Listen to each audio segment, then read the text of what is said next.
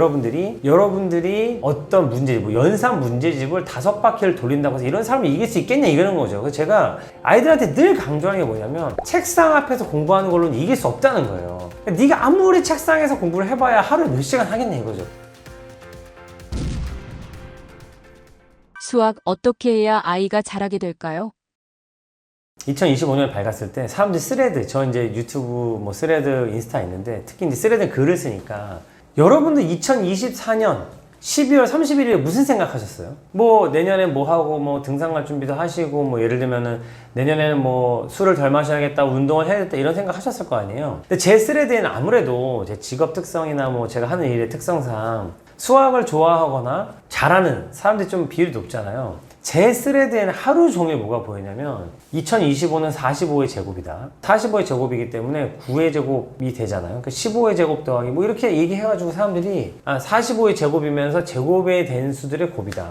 이렇게 얘기를 하고 그 다음에 예를 들면은 요 수는 2025는 40의 제곱 더하기 20의 제곱 더하기 5의 제곱 세 수의 뭐 제곱으로 나타낼 수 있다. 그 다음에 1의 세제곱부터 몇의 세조까지를 더하면은 2045다. 이런 댓글이 그냥 이런 글들로 스레드가 거의 도배가 됐어요. 여러분 어떻게 생각하세요? 여러분 주위에 그런 사람이 얼마나 될 것 같으세요? 근데 있어요. 그런 사람들이 있단 말이에요. 제가 이제 부모님들한테 이런 얘기를 자주 해요. 여러분들이 어떤 문제집, 뭐 연산 문제집을 5바퀴를 돌린다고 해서 이런 사람을 이길 수 있겠냐 이러는 거죠. 그래서 제가 아이들한테 늘 강조하는 게 뭐냐면 책상 앞에서 공부하는 걸로는 이길 수 없다는 거예요. 네가 아무리 책상에서 공부를 해봐야 하루에 몇 시간 하겠냐 이거죠. 그래봐야 남들하고 똑같은 수업 듣고 와서 남들하고 똑같은 학원 다녀오면은 남는 시간이 뭐 하루에 뭐 1시간? 뭐 숙제까지 하면 1시간, 2시간이에요. 그러면 그 한두 시간에 네가 만들 수 있는 변화가 뭐 얼마나 되겠어요. 근데 어떤 사람들은 걸어 다니면서 수학 공부를 한단 말이에요. 어떤 사람들은 걸어 다니면서 과학 공부를 해요. 어떤 사람들은 걸어 다니면서 영어로 생각을 하고 어떤 사람들은 걸어 다니면서 사회 문화에 관한 생각을 한단 말이에요. 이런 사람들이 이길 수는 없다는 거죠. 저는 수학 네이티브 스피커라는 말을 뭐라고 생각하냐면 이게 정말 내가 배운 수학들을 이 생활 속에서 써먹는 것이 체득된 아이들, 그 다음에 어떤 현상을 딱 봤을 때 이거를 어떻게든 내가 알고 있는 그게 깊든 얕든 수학적 지식을 환산해 보려고 노력하는 아이들, 내가 가지고 있는 지식을 꺼내려고 노력하는 아이들이 있어요. 이런 친구들이 있고 이런 친구들 저는 수학 네이티브 스피커라고 칭하고 있는데 서울대나 카이스트 가면 깔렸습니다. 깔렸어요. 근데 우리 주위에 잘 안 보인다고 해서 그런 사람이 그런 사람이 어딨어 하시면 안 돼요. 카이스트, 포항공대 뭐 이런 서울대 가잖아. 그럼 깔려 있어요. 그러면 거꾸로 얘기하면 뭐냐면 그런 아이들을 이기고 싶고 그 학교에 가고 싶으면 그렇게 해야 된다는. 그러니까 내가 앉아서 문제집 풀어오는 건 부족하다. 내가 이 수학을 내가 생활 속에서 얼마큼 써먹고 있느냐. 자동차 번호판을 보고 어떤 행위를 하고 있느냐. 전 이게 결정을 짓는다. 그리고 이런 것들을 생활 속에서 하고 있는 사람을 수학 네이티브 스피커라고 저는 부르는 거죠. 근데 이거는 기억을 하셔야 돼요. 천재들이나 영재들은 그렇게 합니다. 천재들이나 영재들은 그렇게 해요. 근데 영재들과 영재가 아닌 애들의 차이점은 뭐냐면 영재들은요 누가 그렇게 가르쳐주지 않아도 해요. 그래서 영재인 거예요. 그래서 아무도 그런 걸 가르쳐주는 사람이 없거든요. 그런데 그거를 지 혼자 하고 있는 게 영재인 거고. 근데 제가 지금 학원에서 수업을 하면서 아이들이 제 수업을 듣는단 말이에요. 근데 거기 영재인 아이들보다 영재 아이들이 더 많겠죠. 근데 그 아이들이 저를 보고 어떤 얘기를 하냐면 정말로 얼마 전에 초등학교 2학년 아이가 쉬는 시간에 저한테 어디 뭐라고 하냐면 선생님 이제 번호판만 보면은 선생님 생각이 나요. 이런 얘기를 했어요. 무슨 얘기냐? 관점을 심어주면 할 수 있다는 거예요. 물론 영재들은 그 과정에 더 많은 것을 얻어내고 할 수 있지만 우리 아이가 꼭 영재가 될 필요는 없죠. 영재처럼 생각하면 되거든요. 그거 얼마든지 가능하다는 거죠. 어떻게? 관점을 심어주면 된다. 자, 영재와 영재 아이들은 다르죠? 영재와 영재 아이들의 차이는 뭐냐면 영재는 할 수 있고 영재는 아닌 애들은 못한다가 아니고 영재인 애들은 시키지 않아도 알아서 그걸 이미 하고 있더라. 그런 질문을 알아서 스스로 하고 있고 그런 관점을 누가 알려주지 않았는데 갖고 있더라. 근데 영재 아닌 아이들도 똑같은 관점을 알려주고 그것들에 대해서 강조하면 충분히 하더라. 이게 제가 가지고 있는 일종의 철학이자 확신인 거죠. 학원에서 아이들 가르치니 느끼시는 것이 있으신가요? 솔직히 말하면요. 네이티브 스피커는 그 중학교 3학년 때부터 학원 열심히 다닌다고 되는 게 아니잖아요. 솔직히 말하면 저는 네이티브 스피커는 어렸을 때 타고난 아이들이 있다고 생각해요. 근데 그런 아이들이 네이티브 스피커라고 하고 다만 플루언트 레벨은 누구든지 될 수 있죠. 플루언트 하는 건 누구나 될 수 있습니다. 그러니까 네이티브 스피커라는 말은 여러 가지 의미가 함축되어 있잖아요. 타고날 때부터 아니면 뭐 정말 어렸을 때부터 영어를 썼다 이런 사람 우리가 영어 네이티브 스피커라고 부르는 것처럼 솔직히 네이티브 스피커들은 좀 있는 것 같아요. 근데 제가 네이티브 스피커 강조하는 이유는 뭐냐면 우리가 영어를 공부하는 방법이 결국 네이티브 스피커들이 하는 것처럼 공부를 해야 우리도 플루언트가 될 수 있다는 거거든요. 우리 어렸을 때 영어 공부할 때 우리는 어차피 시험 보느라고 하는 거니까 수학책 그냥 영어 문법 영어 단어 외우고 문법 1형식, 2형식, 3형식, 4형식 이렇게 했단 말이에요. 그런데 영어를 공부하는 가장 좋은 방법은 네이티브 스피커들과 얘기하고 네이티브 스피커처럼 생각하려고 노력하는 거예요. 그거 이상의 방법은 없잖아요. 저는 아이들이 그렇게 된다고 생각합니다. 저는 상당히 자유로워졌다고 생각해요. 저희랑 6개월 정도 공부한 아이들이 특히 수학을 대하는 태도가 달라졌다고 생각하는데 저는 수학 네이티브 스피커가 어떤 사람을 생각하냐면 문제를 보면 이거 어떻게 풀었더라? 이게 저는 한국에서 영어 공부하는 사람 옛날에 우리 시대에 한국에서 영어 공부한 사람처럼 공부하는 걸 생각해요. 그때 본 문장인데, 이렇게 생각한다 생각하거든요. 근데 네이티브 스피커들은 그게 기억 안 나면 돌려서 얘기할 수도 있는 거고, 뭐 다른 방법도 생각할 수 있는 거고, 자연스럽게, 나 그 단어가 생각이 안 나라고 얘기하는데, 오히려 네이티브 스피커가 아닌 사람들은 그 단어가 생각이 안 나면 그걸 되게 부끄러워하고, 막 어쩔 줄을 모르고 하죠. 내가 모르는 문제를 만났을 때, 가만히 있어보자. 이거 어떻게 풀면 좋을까? 자, 내가 여태까지 아는 게 뭐야? 자, 어떻게 한번 해결해 볼까? 이런 감정을 갖는 게 저는 수학 네이티브 스피커의 그 첫걸음이라고 생각하거든요. 저는 상당 부분 아이들이 바뀌었다. 그러니까 선생님 이거 어떻게 풀어요? 옛날에 풀었는데 기억이 안 나요 라고 말하는 아이들은 우리 학원에 정말 한 명도 없어요. 왜냐면 그렇게 말해봐야 대답도 안 해주고 선생님이 이거 어떻게 풀었었는지 기억이 안 나요. 이렇게 말하는 건 저는 수학이 아니라고 생각해요. 그렇게 해서 잘할 수가 없어요. 생각해보세요. 그렇게 하면 잘할 수 있을까요? 성적이 일정 부분 올 수 있지만 잘할 수는 없어요. 그런데 우리 학원에서 수학을 지금 공부하고 있는 아이들은 적어도 이거 어떻게 풀면 좋을지 모르겠어요. 도와주세요 라는 말을 할지언정 이거 옛날에 풀었었는데 기억이 안 나요 라고 말하는 애들이 이제 없다. 저는 그렇게 생각합니다. 이게 첫 번째. 이게 제일 먼저 첫 번째라고 생각하거든요. 그리고 문제를 줬을 때 어쨌든 10분, 20분을 붙들고 늘어진다. 이게 저는 네이티브 스피커라고 생각하는 거죠. 수학에서. 네이티브 스피커가 안 되더라도 충분히 플루언트 해줄 수 있다. 네, 저는 그렇게 생각하고 효과가 있다. 확신하고 있습니다. 수학을 못하는 학생들의 특징이 있나요?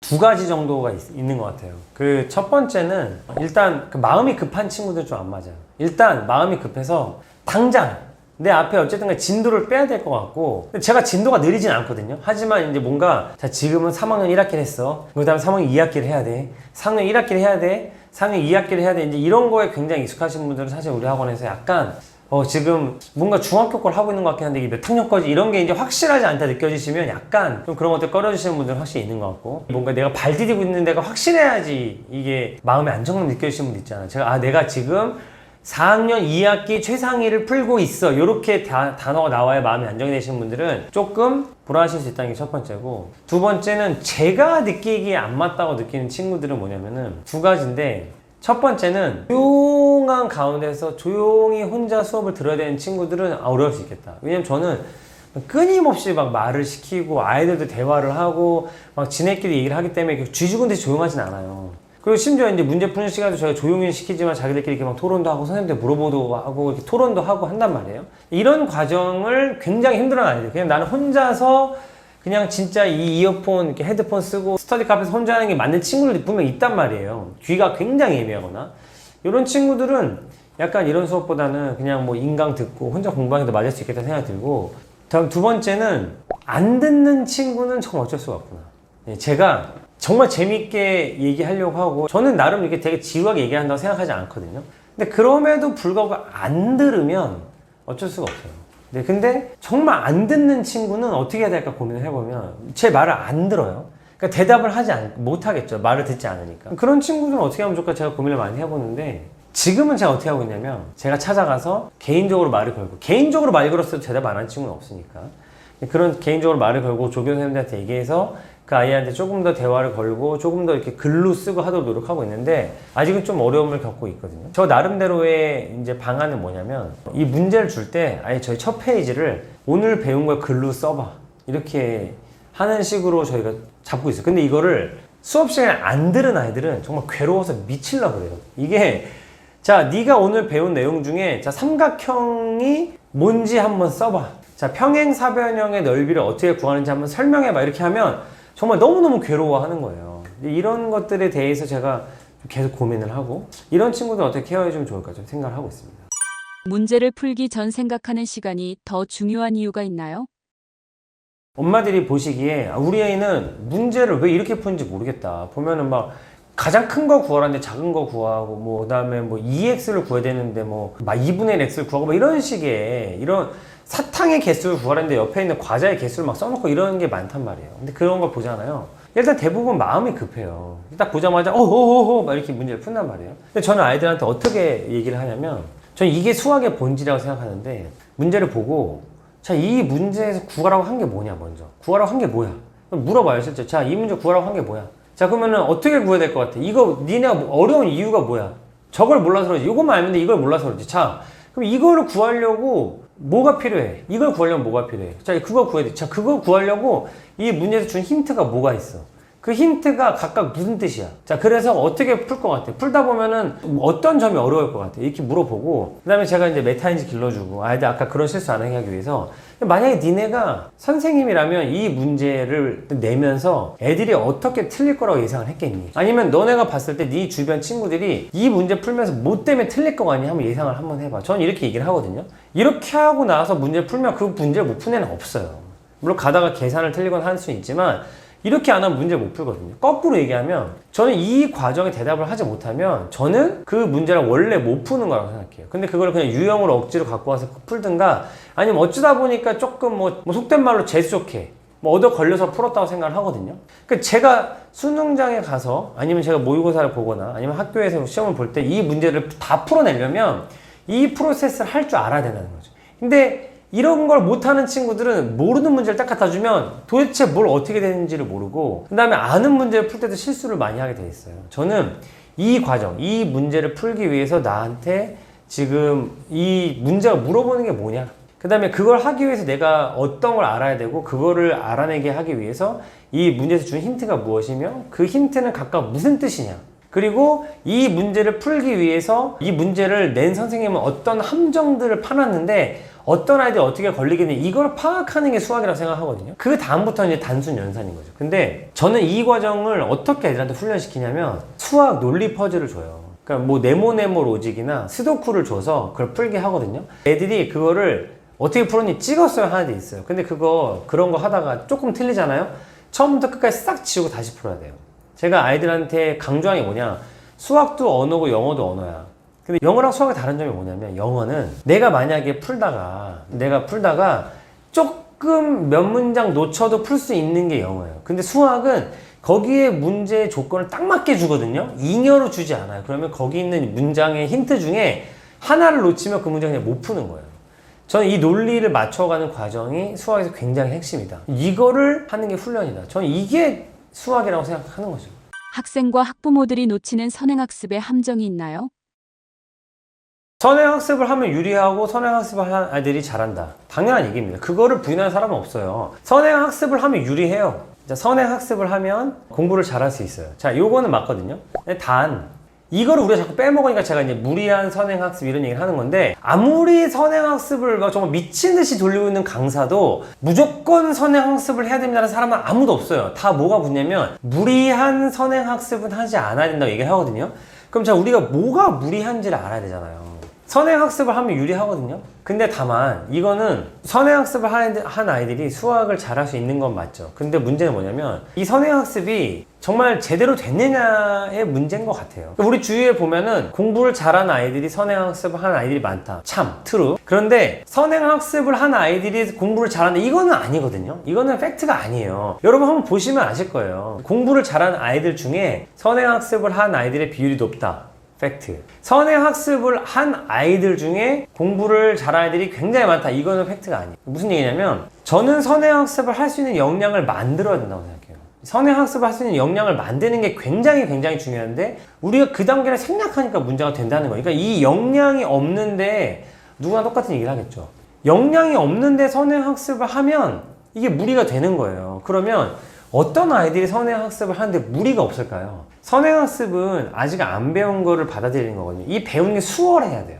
이 배우는 게 수월한 아이들이 선행학습을 할 수가 있어요. 왜? 내가 지금 이걸 배우고 있는데 이만큼을 더 배우는 거잖아요. 쉽게 얘기해서 내가 학교에서 이만큼을 배우고 있는데 요건 요거대로 하고, 어머니들 중에 나 선행하고 있으니까 이 현행 다 때려쳐 이런 분 아무도 없거든요. 또 뭐 거기서 또 심화도 하고 학교에서 공부도 하고 이런단 말이에요. 이거 때려친 사람 없어요. 그러면 결국은 현행을 내가 놓지 않으면서 심화 또 저기 선행을 해야 돼. 그럼 뭐냐면 더 배우는 거예요. 근데 아이들이 정말로 내가 하고 있는 것보다 더 배울 역량이 있느냐, 그 다음에 한 번 배운 걸 안 까먹을 수 있느냐, 그 다음에 지금 배운 걸 나중에 써먹을 수 있느냐가 중요하다는 거예요. 근데 이런 역량이 있는지를 잘 판단하셔야 되고, 이 역량이 없는데 선행학습 시키는 거는 진짜 너무너무 괴롭고 힘든 일이에요. 게다가 효과도 떨어져요. 근데 그 시간에 해야 될 일들이 많다는 거죠. 선행학습을 시키는 게 유리해요? 안 시키는 게 유리해요? 그럼 당연히 선행학습을 시키는 게 유리하겠죠. 근데 문제는, 자, 이 역량이 아직 되지 않은 아이들, 요 되지 않은 아이들한테 선행학습을 시키냐 안 시키냐 하면 선행학습을 시키는 게 유리하겠지만, 그럼 선행학습을 시킬래요? 역량 강화를 시키실래요? 하면 역량 강화를 하는 게 훨씬 더 가성비가 있고 효과적인 일이다.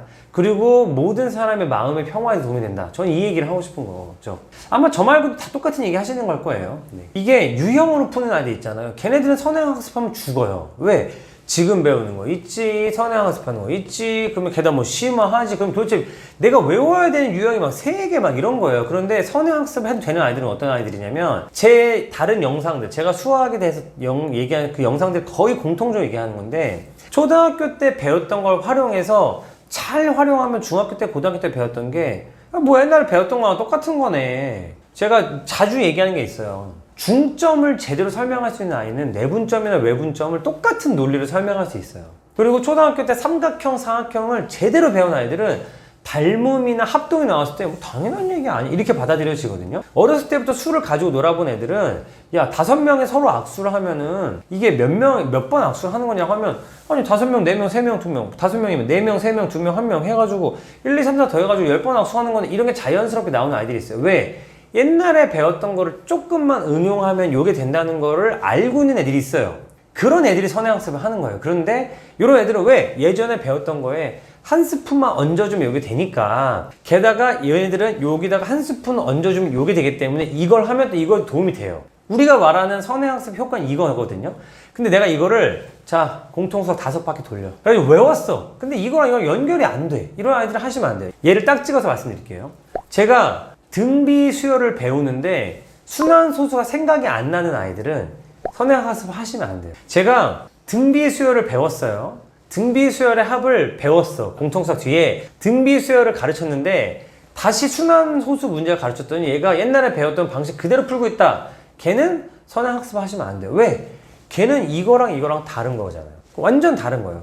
선행학습을 하는 아이들 중에 정말 역량 있는 아이들은 순환소수를 등비 수열의 합으로 해결할 수 있어야 돼요. 그래서 이게 통합이 돼야 되거든요. 그게 되는지 안 되는지 확인하시면 돼요. 이런 과정들이 실제로 벌어지고 있느냐 안 벌어지고 있느냐. 곱셈 공식을 배웠는데 곱하기를 시켰더니 여전히 세로셈밖에 못한다. 거기서의 분배 법칙과 결합 법칙을 활용해서 곱셈을 곱하기 2자리 곱셈을 훨씬 더 효율적으로 하고 있다. 얘는 선행학습 시키셔도 돼요. 근데 여전히 2자리 주면 그냥 2자리 그냥 세로셈 한다. 얘는 선행학습 시키시면 아직 안 되는 아이인 거죠. 선행학습은 어느 정도가 적당할까요? 저도 우리 학원에서 선행학습의 범위를 2가지 말씀드리면, 한 학기 정도는 괜찮다고 생각해요. 왜냐면 왜 한 학기를 말씀드리냐면, 이 한 학기는 사실 지금 배우는 거랑 다음 학기가 내용이 겹치는 일은 거의 없거든요. 지금 배우는 것과 다음 학기에 배우는 거는 내용이 겹치지 않기 때문에 뭐 미리 한번 본다는 개념으로 저는 괜찮다고 생각하고요. 다만 이제 1년이 넘어가면 여기 분수랑 여기 분수, 여기 함수랑 여기 함수가 겹치기 시작해요. 이제 이러면 이걸 잘 소화하고 있는지를 잘 좀 고민하셔야 되고요. 그 다음에 2번째는 뭐가 있냐면, 이거는 이제 몇 년으로 말씀드린 거고, 요거를 좀 다른 차원으로 말씀드리면, 선행학습이란 말을 제가 좀 싫어하고 예습이란 말은 좋아하는데, 예습이 뭐냐면 그냥 미리 한번 배워보는 거예요. 뭐냐면 초등학교, 중학교 저학년 아이들한테 루트, 로고 이런 거 막 알려줘요. 그럼 애들 되게 재밌어요. 미분 적분이 뭔지 알려주면 애들 엄청 재밌어 하거든요. 막 써먹으려고 막 그래요. 이런 과정은 얼마든지 해도 된다. 근데 제가 만약에 중학교 1학년 애들이나 초등학교 애들한테, 자, 너네 로그가 뭔 줄 알아? 야, 로그가 이런 거면 애들이 그거 나중에 고등학교 때 배워. 와, 진짜 어렵겠다. 이러면서 되게 좋아한단 말이에요. 그런데 제가 걔네한테, 자, 앉아. 자, 로그 기본 문제 100개씩 풀어. 이러면 이제 애들 학을 떼는 거죠. 선행학습이라는 그 압박에서 좀 벗어나셔서 요런 것들을 나중에 배운대. 알고 있었어? 이런 것들을 알려주고 아이들이 내가 나중에 이런 걸 배운다는 걸 연결시켜주는 과정 하는 건 저 얼마든지 좋다고 생각합니다. 그래서 선행학습을 시키면 한 학기에서 1년 정도를 저는 보고, 이걸 넘어가는 아이들은 아까 말씀드린 그 역량 있는 아이여야 된다고 생각하고요. 다만 어떤 아이들라도 이런 미리 배울 것들을 막 얘기해주면서 흥미를 일으켜주는 과정. 너 로그가 뭔지 알아? 너 나중에 무한대라는 거 배워. 뭔지 알아? 뭐 음수, 너 0보다 작은 수 있는 거 알아? 몰라? 이런 거는 얼마든지 해도 괜찮다. 네, 문제를 푸는 게 아니라 이런 예습이라면. 선행학습하면 성적이 더 올라갈까요? 저는 그 부모님들도 아신다고 생각해요. 그냥 불안해서 시키시는 거예요. 솔직히. 그러니까 이제 이 경계에 있는 분도 있겠지만, 많은 분들이 우리 애가 이러고 한다. 아니 어차피 이해도 못하는데 한다고 될까? 근데 옆에서 하도 시켜야 된다 그러지. 요즘 분위기가 그렇지. 막 우리 애도 불안해하지 하니까 그냥 막 선행학습 시키시는 경우가 많아요. 중요한 건 뭐냐면 대안이 없다고 생각하는 게 문제라고 생각해요. 그러니까 선행학습, 무리한 선행학습 좋지 않다는 거 모든 사람이 다 알아요. 근데 이제 부모님들의 말은 사교육계가 이상하게 돌아가서 우리도 대안이 없다라고 이렇게 얘기하시는 거지. 부모님 중에 나는 그냥 무조건 선행학습 시켜. 야, 몰라도 그냥 때려 박아. 하다 보면 괜찮아. 이렇게 말씀하시는 분 많지 않아요.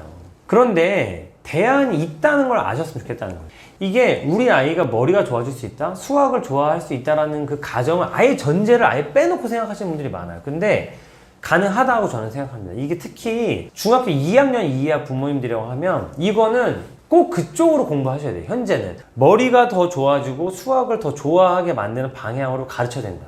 그렇게 해야 선행학습을 할 수 있다. 그렇게 해야 중3 때 공통수학 선행해놓고 뭐 미분적분, 수원, 수투 하고 가는 거지.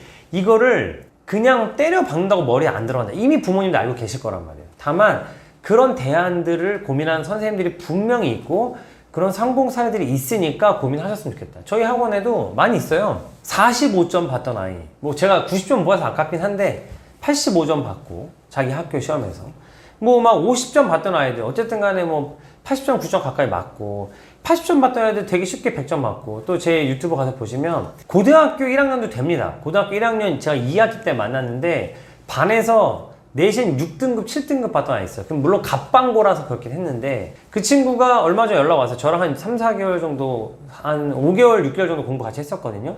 이제 모의고사는 무조건 1등급 나오고 내신도 확률 통계는 1등급 나오고 미적분학은 아깝게 2등급 나왔는데 다음에 제가 한 번 더 잘해보고 이런 얘기를 제가 받았어요. 이게 충분히 가능하다는 거예요. 그러니까 대안이 있다. 네, 머리 좋게 만들고 수학을 더 좋아하게 만든 대안이 분명히 있다. 저같이 그 대안을 만들기 위해 노력하는 사람들이 분명히 있다. 요거를 꼭 기억하셨으면 좋겠습니다. 또래보다 늦은 수학, 뭐부터 하면 좋을까요? 늦었다는 게 이제 몇 학년을 말씀하시는지 모르겠는데 제가 이제 아이들한테 아까 성적을 올려줬다, 드라마틱하게 올라왔다 이런 애들이 사실은 제가 뭐 초등학교 저학년 때 이런 게 아니에요. 중학교 2학년, 3학년 때 만난 애들도 이 방법을 받아들이고 이 방법이라는 것도 별거 없어요. 실제로 뭐냐면 이게 이거 어떻게 푸는 거지? 내가 이걸 어떻게 알아 해서 한번 갖고 와봐. 내가 이 문제를 풀려면 뭐가 필요하지? 이 문제 풀려면 내가 뭐가 필요해? 그럼 내가 그거를 배운 적이 있어 없어? 이렇게 생각이 전환이 되잖아요. 그럼 드라마틱하게 올라갈 수 있습니다. 근데 그게 몇 학년인 건 상관없어요. 다만 고등학생이 되거나 뭐 중학교 이제 3학년 정도 되면 이런 방법을 트라이 하는 데 있어서 자기의 부담감이 더해지는 거죠. 제가 제 그 스레드 올린 적 있는데 제가 옛날에 가르치는 친구가 고3 친구 하나 있어요. 저는 고3 잘 안 해요. 이걸 잘 못 받아들이니까. 근데 그 친구는 수학을 이제 워낙 못하니까 저랑 했어요. 근데 그 친구가 자기는 5등급이라고 했거든요. 근데 5등급이라 하는 친구들 사실 5등급이 아니에요. 원래 6, 7등급이에요. 제가 봤을 때는. 5등급을 받아본 적이 있는 거죠. 근데 6, 7등급 정도 되는 친구였는데 그 친구가 목표가 3등급이라고 했어요. 근데 6, 7등급이 3등급 되는 게 생각보다 쉬운 일이 아닙니다. 근데 되게 어려운 일인데 이 친구가 저랑 한 3개월인가 4개월 공부를 하고 자기가 이제 수학 문제를 풀 수 있을 것 같다고 하더니 재순가를 하고 3등급을 끝내 받았어요. 그러니까 생각보다 그렇게까지 이게 뭐 늦었다 이거는 없다. 일찍 시작하면 일찍 시작할수 좋지만 제 생각에 중학교 2학년까지는 전혀 골든타임에서 늦지 않았고 중학교 이후에도 내가 약간의 어떤 그 노력과 좀 이 불안감을 다룰 수 있다면 충분히 가능하다라고 생각합니다. 물론 이럴수록 좋겠죠. 수학 문제집은 어떻게 골라야 할까요? 제 얘기를 들으신 분들은 아마 제 답을 예상하실 것 같아요. 수학 문제집은 많이 사라. 많이 사서 많이 풀어라. 또는 한 문제집을 사서 여러 번 풀어도 된다. 네, 다만 중요한 게 뭐냐면 이렇게 하려면 포인트가 뭐냐면 뭐 다 풀려고 하지 말아라. 다 풀려고 하지 말아라 핵심인 것 같아요. 저는 문제집을 제가 추천해드리면 그거 한 권 사가지고 그걸로 뭐 다 처음부터 끝까지 끝내실 거 아니잖아요. 어차피 수학 문제집은 제대로 하려면 한 2권, 3권 풀어야 돼요. 저 너무 스트레스 받지 말고 그냥 다 알고 있잖아요. 뭐 A급이나 뭐 예를 들면 중학생들 A급 블랙라벨 있고 초등학생들은 여기 뭐 왕수학이네, 최상위네 어려운 문제집이 있고요. 뭐 기본 수학이 있어요. 이런 거를 근데 뭐 이 출판사가 좋아, 뭐 저 출판사가 좋아, 너무 스트레스 받으실 필요 없다. 그냥 우리 아이가 이 정도의 문제집을 풀면 좋겠다. 제 생각에는 우리 아이의 수준보다 살짝 어려운 거 하나, 그 다음에 우리 아이가 풀만한 문제집 하나 정도를 동시에 푸시면 좋겠다. 다만 다 풀려고 하지 말고 이 문제집에서 보시기에 너무 쉬워 보인다. 애가 다 맞고 너무 설명도 잘한다. 그럼 조금 스킵. 너무 어려워한다. 그럼 이걸 좀 냅뒀다가 나중에 풀자. 저는 이렇게 푸는 게 맞다고 생각하거든요. 특히 유형이 5개가 있어요. 유형 5개 있으면 제가 밑에 이 5개가 있어요. 똑같은 유형 5개 있다. 그럼 전 밑에 2개만 풀려요. 생각해보세요. 밑에 2개를 풀었는데 위에 3개를 못 푼다? 이것도 이상한 거예요. 그럴 리는 거의 없습니다. 그냥 밑에 2개 잘 풀고 다음에 이걸 틀렸다. 그러면 이 문제를 잘 이해 못했으니까 다시 한번 해보자. 이렇게 갈 수 있겠죠. 저는 이런 식으로 접근하는 게 굉장히 중요하다 생각하기 때문에 출판사 막 이런 거 라인업 너무 고민하지 마시고 한 2권 정도 사셔서 같이 풀면 좋겠다. 그리고 부모님의 역할은 그거를 꼼꼼하게 다 풀어주는 게 아니라 우리 아이가 너무 쉬워하는 부분과 너무 어려워하는 부분을 같이 옆에서 고민해 주시면 좋겠다 라고 저는 거의 모든 이런 질문에 동일하게 대답을 하고 있고요. 실제로 이렇게 풀었을 때 아이들 푸는 속도가 훨씬 올라가요. 왜냐면 아이들 똑같은 거 여러 번 풀리잖아요. 그럼 마지막 문제를 오히려 제일 못 풉니다. 왜? 똑같은 거 5개 풀잖아요. 마지막 건 지겨워서 애들이 못 풀어요. 그러니까 차라리 스킵하고 이 2개 풀어주는 게 훨씬 낫다. 이렇게 생각합니다. 이게 그거는 있어요. 자, 부모님이 좀 충분히 설명을 해주고 문제를 풀게 할 수 있는 분이 있고요. 그게 아니고 그냥 자 이거 보면서 네가 스스로 공부해라고 할 수 있는 좀 부분들이 있어요. 근데 설명이 자세한 책들이 있어요. 예를 들면은 뭐 디딤돌의 뭐 기본 응용이라던가 아니면은 뭐 세네 이런 문제들이 좀 설명이 자세하게 나와 있는 것들을 좀 골라서 푸시거나. 근데 내가 딱 보니까 내가 그런 설명을 해주긴 좀 어려울 것 같아. 아까 말씀드렸던 문제집은 문제가 레벨별로 쫙 있기 때문에 그냥 부담 없이 사시면 됩니다. 부담 없이 사시면 되고 기본 응용 그다음에 뭐 세네 일반적인 뭐 문제들 이거 사셔서 푸시면 돼요. 근데 보니까 우리 애가 너무 쉬워한다. 스킵해야 되겠다. 그러면 각 그 출판사의 라인업이 있어요. 거기 다 써 있어요. 문제 뒤에 보면 이게 써 있거든요. 거기서 한 단계 올려서 사시면 됩니다. 거기서 쉬운 거 빼고 그 문제집에서 어려운 걸 푸시면 된다. 그러니까 출판사를 어떻게 고를 것이냐? 저는 솔직히 디자인이랑 아이들이 보고 이뻐하는 거 골라라. 상관없다 생각하고요. 옆에 있는 친구가 푸는 거 풀어도 좋아요. 풀어도 좋고요. 근데 이제 아까 말씀드린 대로 내가 설명을 해줄 수 있느냐 아니면 아이가 스스로 좀 공부를 해야 되느냐 요걸 가지고 판단하시면 좋을 것 같아요.